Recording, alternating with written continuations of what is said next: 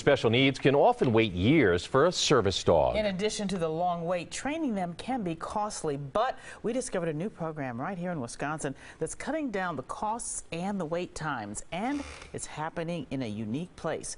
Eric Ross is here with a TMJ4 exclusive. Eric. Good evening. It starts with sending pups to prison. Tonight we reveal a program that's training dogs at no charge and changing lives at the same time.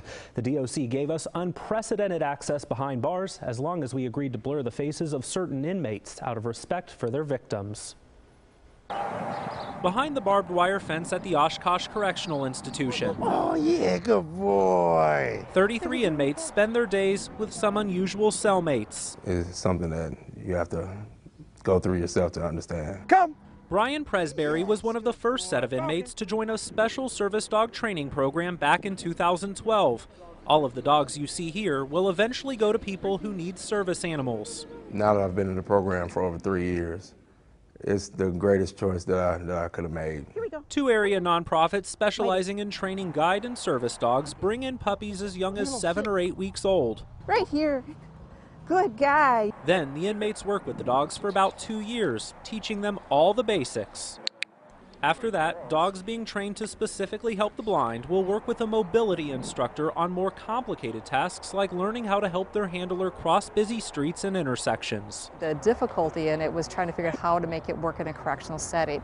Warden Judy Smith admits at first, not everyone in the prison was on board with allowing inmates to work with dogs. Even the instructors who volunteer there were skeptical. I never envisioned working with inmates or doing any of this stuff. But as time passed, I realized how dedicated the inmates were in the program and how much they had to learn and to grow.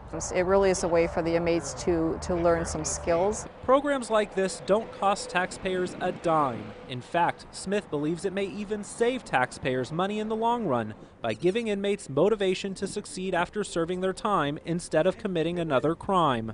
We want them to be productive. We want them to do something with their time. We found several states with similar training programs. The average nationwide recidivism rate for inmates hovers around 50%. Statistics show prison service dog programs can have a positive change.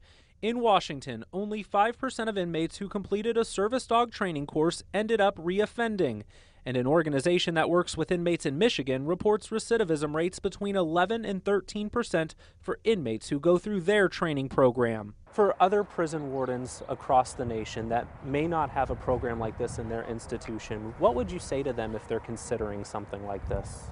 I would tell them that this is probably one of the most, I think, powerful programs that I've seen as far as it gives something back, but what it does for the inmates and the atmosphere at the institution is really kind of amazing. And I think there's been more rewards for it than probably what I ever anticipated. Now, we asked the Wisconsin DOC about recidivism rates. They told us since the program is too new, they really don't have any statistics right now. It may take a couple of years for us to get some accurate numbers. Now, coming up tomorrow night, we'll introduce you to a veteran suffering from PTSD who just received a service dog trained by these inmates.